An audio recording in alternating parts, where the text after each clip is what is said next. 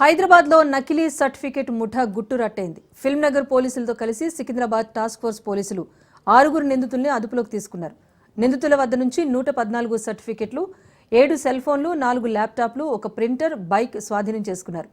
అక్రమ మార్గాల ద్వారా నకిలీ సర్టిఫికెట్స్ పొందాలనుకునే వారు కూడా నేరస్తులే అవుతారని వారు వెల్లడించారు.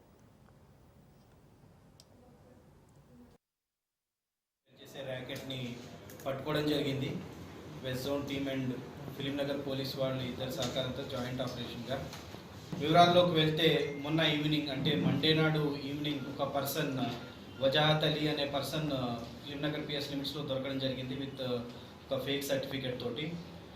సో మాకు ఇన్ఫర్మేషన్ రావడంతో ఇమీడియట్గా ఫిలిం నగర్ పిఎస్ వాళ్ళకి అలర్ట్ చేసి వాళ్ళని కూడా కోఆపరేషన్ తీసుకుని అతను పట్టుకోవడం జరిగింది. సో అతను అప్పుడు కేసు రిజిస్టర్ చేసి అతన్ని విచారించగా అతను కొన్ని డీటెయిల్స్ చెప్పడం జరిగింది.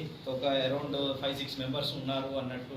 మెయిన్గా ఇద్దరని చెప్పాడు. ఫస్ట్ ఒక మొహమ్మద్ హబీబ్ అని అండ్ రజీవుల్లా ఖాన్ అని చెప్పని విచారిస్తే ఇంకొంతమంది ఇందులో ఉన్నట్టుగా తెలిసింది. సో వాళ్ళ గురించి అంటూ ఇన్ఫర్మేషన్ సెక్యూర్ చేస్తూ వాళ్ళ గురించి వెతుకుతుండగా ఈరోజు వాళ్ళు ఇక్కడే పరేడ్ గ్రౌండ్ దగ్గర అందరూ మీట్ అయ్యారు. మళ్ళీ జాయింట్ ఆపరేషన్ చేయగా అరౌండ్ 5 మెంబర్స్ దొరికారు.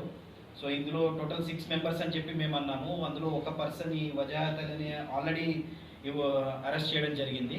అది కాక ఒక 5 పర్సన్ అంటే 6th నెంబర్ మొహమ్మద్ వజాహత్ అలీ అని చెప్పని అతను నిజామాబాద్ అతను రెసిడెంట్, బట్ ఇక్కడ కూడా వస్తాడు.